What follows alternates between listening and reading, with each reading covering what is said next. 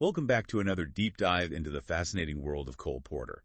Today we're unwrapping a show that might just change the way you think about high art, low art, and everything in between. We're talking about the 1944 spectacle, Seven Lively Arts. It really was a production that pushed boundaries.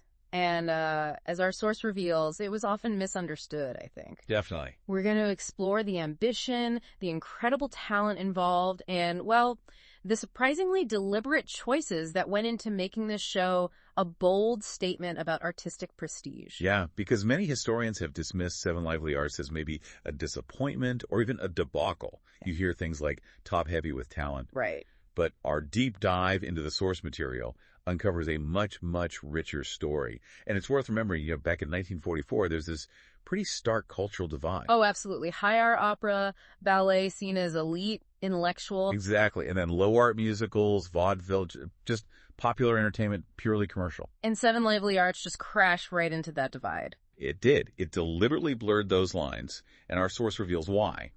So get ready to challenge some assumptions, because this wasn't just some lavish production. It was a calculated cultural performance designed to make a point. A real statement piece. Let's start by unpacking the sheer scale of this thing. Our source describes Seven Lively Arts as huge in every respect. Can you give us a sense of just how monumental it truly was? Monumental barely covers it. Norman Velgettis' sets, glittering they were called, were truly mammoth. Mammoth how? So big they needed a convoy of 10 train cars just to move them. Wow. Yeah, 10 train cars. And apparently when they tried it out in Philadelphia first, 2 full trucks had to be sent back to New York. Right. The content simply couldn't fit on the Philly stage. That's incredible. So we're talking massive sets and a veritable army of performers too, right? Exactly. You can just picture it. Acres of scenery, our source says, and this veritable army of performers. You had supernumeraries extras, basically. Choryphées, who are corps dancers and choristers, the full choir, all of them decked out in couture costumes. Couture? Yes, glittering under a couple million candle power of lighting. It was an absolute feast for the eyes. And wasn't there something about an elephant? Ah, yes, Jumbo, the massive, bejeweled model elephant, a real scenic coup de grace. Okay. It almost didn't fit on stage because there were so many performers already packed on there. Huh. It really sounds like they threw everything at it. Pretty much. One critic quipped it was like they piled a little bit of everything but the kitchen sink, and if that could dance or were pretty, it probably would be there too. Love that. But what's fascinating here, as you mentioned, isn't just the scale, but the utterly eclectic roster of contributors. That's the core of it, really. You had absolute titans of Broadway and comedy, George S. Kaufman, Moss Hart, Ben Heck doing sketches. Kreiters. The best. And Cole Porter supplying the music and lyrics. Although, ironically, Every Time We Say Goodbye is the only song that really remains in the standard repertoire from this show. Despite all that effort. And the star power was immense, too. Who are some of the big names? Oh, absolutely huge. They brought Beatrice Lillie back to New York, the famous comedian. First time since 1939. Big deal. Huge deal. She shared top billing with Bert Lahr, think The Cowardly Lion, but a huge stage star too. Right. And the comedian Doc Rockwell. These were household names, really popular figures. Okay, so that's the lively side covered. Yeah. But then, our source points out, you had some truly unexpected arty contributors alongside them. What did that look like? This is where it gets really interesting. You had world-renowned dancers Anton Dolin and Alicia Markova. From the Ballet Russes. From Diaghilev's Ballet Russes, exactly. Mm-hmm. And their dance music wasn't even by Porter. It was by celebrated composers like Igor Stravinsky and William Schumann. Stravinsky. And a Broadway review. Yeah, Stravinsky. And you had Maurice Abravanel, a conductor from the Metropolitan Opera, leading the pit orchestra. Robert Shaw, famous then for the Collegiate Chorale, handling the singers. Even Salvador Dali got involved. Decorated the lobby with murals for the premiere. Dali murals in the lobby. Yeah. And Benny Goodman. Right, Benny Goodman, the king of swing. He ends the first act with this burst of swing music, then opens the second act playing a classical clarinet concerto by Carl Maria von Weber. Talk about mixing it up. Completely. So, with all that diverse top-tier talent, I mean, highbrow, lowbrow, everything. Yeah.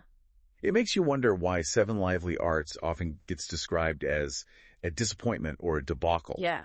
Labeled top-heavy with talent. Mm-hmm. Gerald Boardman put it, the artiest moments were dismissed by highbrows as trite, and by regular playgoers as pretentious. Caught in the middle. Exactly. So what does this all mean? Why did it seem to fall into this weird category of being, I don't know, too much for everyone? Well, this raises a really important question. Why did the producer, Billy Rose, the mastermind behind this whole spectacle, seem to struggle with this very distinction between highbrow and lowbrow, or as he put it, arty and lively? Because our source tells us Rose initially thought that music, ballet, theater, opera, movies, radio, and modern painting were arty and lively enough for a good show theme. He saw them coexisting. A blend. That initial vision sounds incredibly bold, actually, blending all those art forms. So what happened? What challenges did he face bringing it to the stage? Well, exactly. It was bold. But as opening night got closer, he got nervous. He told the press he was concerned. The public and the play reporters will come with their imaginations occupied by the arts, and that they will have buried in their consciousnesses the adjective lively. So he worried they'd focus too much on the art part. Yeah.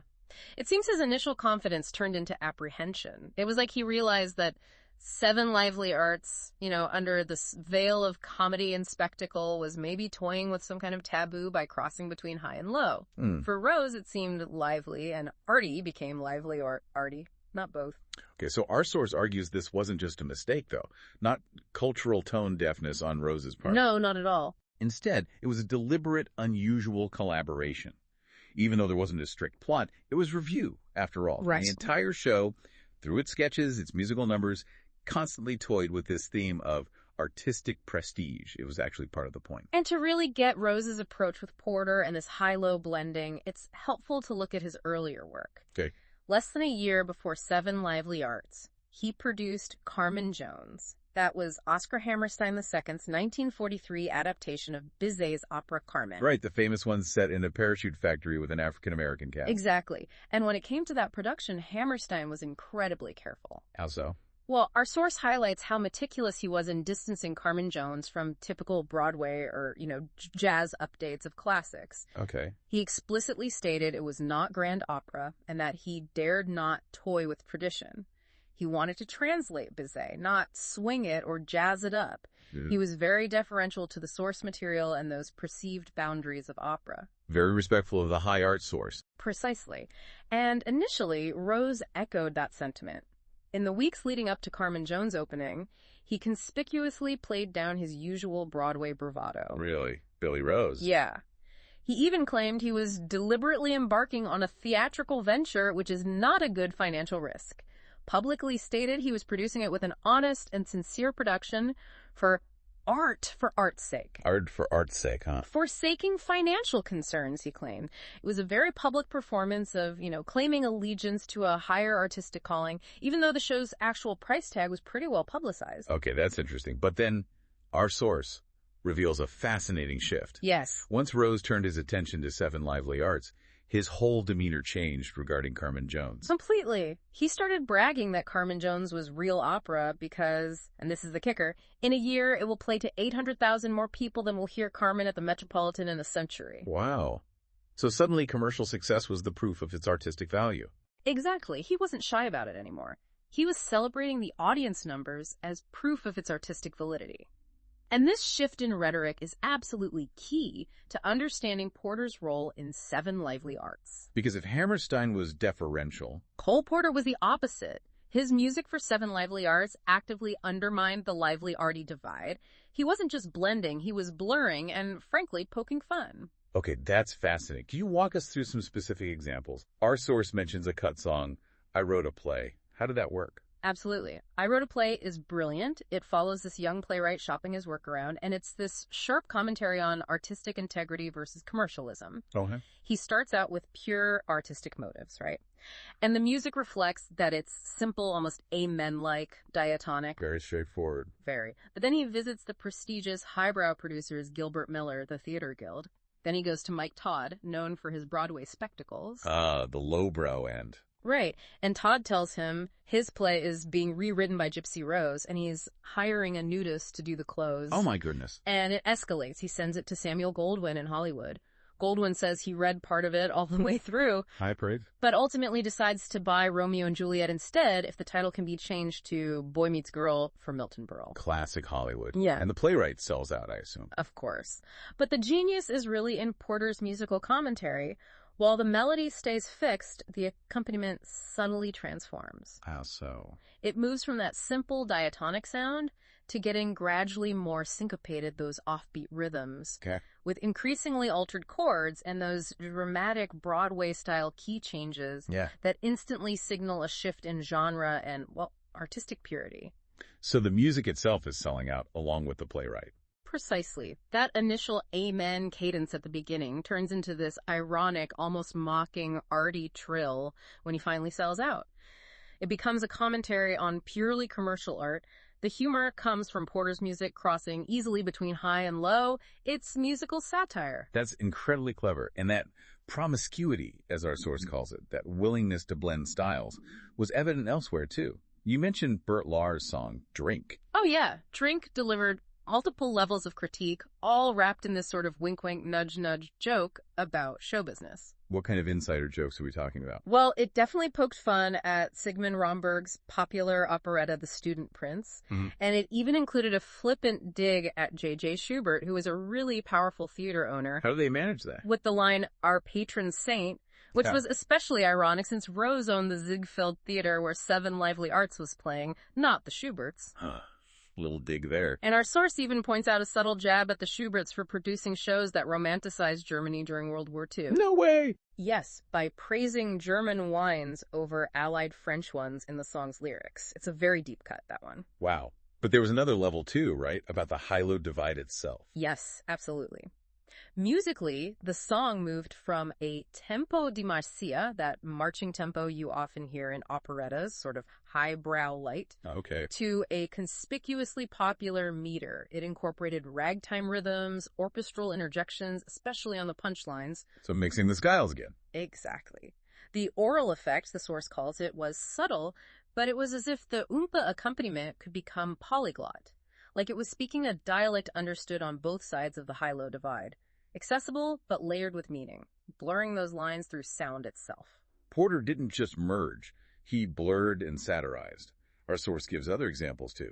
How did he cross from, say, low to high? Well, one example was this East Asian novelty song called Frangipani, apparently performed at the tempo of Begin to Begin, one of Porter's own big hits. Okay, so referencing popular music. Yes. And that led directly into Beatrice Lillie intoning on a single pitch in a number called Dancin' to a Jungle Drum. And the source argues this was actually spoofing Porter's own famous commercial hits like Night and Day, making them sound blunt, vapid. So he was setting up his own popular style. Kind of critiquing it, yeah. Turning low into simplistic high art parody.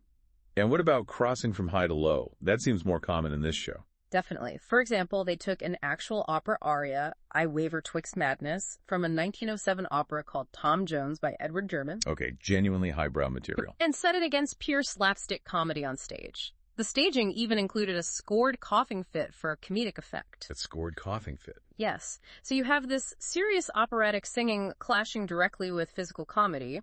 It was a direct challenge to the idea of appropriate behaviors for each art form. Okay, but the ultimate blend, the absolute pinnacle of this subversion, sounds like the first act closer. Billy Rose buys the Metropolitan Opera House. What exactly happened in that sequence? Oh, that sounds like a showstopper. It was a full musical montage. It took scenes from famous operas, Aida, Carmen, bits of Wagner like Das Rheingold, Die Valkyrie, the Barcarolle from Tales of Hoffmann. All the classics. All the classics. And seamlessly slipped them into Tin Pan Alley tunes and jazz songs. Just mashed them all together. Effortlessly, apparently. And it ended with Porter's own song from the show, Only Another Boy and Girl, being reprised over fragmented quotations from those operas. Wow. The result, as our source puts it, it undermined the very cultural distinctions that made it funny in the first place. The humor depended on the audience recognizing those boundaries and then watching Porter and Rose just dissolve them. A complete dismantling of the supposed divide. So how did the critics react to all this deliberate boundary blurring? While many were definitely confused, they seemed to struggle with dismantling these borders between artistic categories themselves. Yeah. Like the Herald Tribune reviewer put it, the notion of playing a serious Stravinsky in a show or of asking Markova to dance seriously in one is a mistake anyway. Why a mistake? Because, they argued, their talents need a more intense concentration than a show audience cares to give. For these reviewers, you see, highbrow and lowbrow had appropriate behaviors, and they really should stay in their separate lanes. Don't mix the streams. Pretty much. But here's a fascinating aspect our source reveals.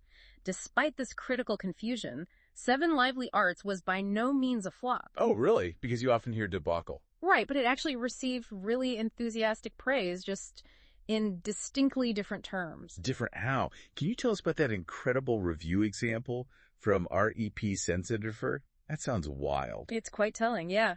Sensenderfer, in his review, literally handed off the highbrow aspects of his column to this fictional music critic he called Max. A fictional critic. Yes, and Max spouted all this nonsensical jargon about William Schumann's ballet music. And then what? And then Sensenderfer immediately interrupted him, writing, "That will do, thank you, Max. Most of us had better string along with Mark Twain, who assured that this classical music is really much better than it sounds." Wow, openly mocking the highbrow analysis. Completely. He openly identified himself as not highbrow at all and said he had no qualms about being popular. It was this public, almost playful dismissal of highbrow pretense. Loved the popular stuff. So the positive reviews embrace the lively aspect, right? Exactly. And the language they use speaks volumes. Our source says they were often overwhelmed by the visual splendor, using this distinctly middlebrow critical language. Like what? They peppered their columns with words like wowzer, tops, super whooper, splendiferous, and even gorgeousity. Gorgeousity, I like that. Right. One critic described it almost poetically. Fragonard, pastorals, and grin visions are reproduced in heroic size on the stage, peopled by exquisitely beautiful girls wearing such fabrics as you can associate only with Marco Polo's tales of the pleasure dome of Kublai Khan. Very evocative. But notice the focus. It's visual, spectacular. This was lively, not arty, critical language. A clear celebration of spectacle and entertainment value, pure and simple. And this kind of enthusiastic, lively praise, it's been largely ignored by later historians. Why is that? Well, often because, the academic study of Broadway tends to prioritize art, things like the development of the integrated musical, like Oklahoma, which had just happened. Right, the big serious landmark. Exactly, over what might be dismissed as mere entertainment or spectacle. And also, modern critics sometimes shy away from using terms like highbrow and lowbrow. They feel they're too reductive, essentializing categories. But our source argues Rose and Porter weren't being accidental here. They were calculated and deliberate in challenging these distinctions. Absolutely. Rose saw himself as keeping faith with Mr. John Q. Public. He told a newspaper, "The fancy pants set has never been important in my scheme of things." The fancy pants set. His words. He said, "The money to buy the Ziegfeld Theater came from the 11,000 who saw the Aquacade. They're my people, and I want to be their boy." Embracing the populist angle, even though the tickets weren't exactly cheap. Right. Even if the actual $24.50 top ticket price for Seven Lively Arts meant it wasn't literally for just anybody, that rhetoric was absolutely ideologically charged. How so? Well, in an era where mass culture critique was really burgeoning, and with Oklahoma elevating all this talk about integrated form as the artistic ideal for musicals, Rose and Porter's spoof of the exclusivity of highbrow art wasn't just funny. It was principled, ideological, and frankly, aggressive. It was a cultural performance advocating for the value of lively art itself, making a strong statement. So, wrapping this up, what does this all mean for Seven Lively Arts? How should we think about it now? It means it was far, far more than just an extravagant, star-studded show that maybe didn't quite live up to some perceived high-art ambitions or historical narratives. Right. It was a conscious, comedic, and I think deeply clever challenge to the cultural gatekeepers of its time. Spearheaded by Billy Rose, yes, but brilliantly executed in Cole Porter's music. Indeed.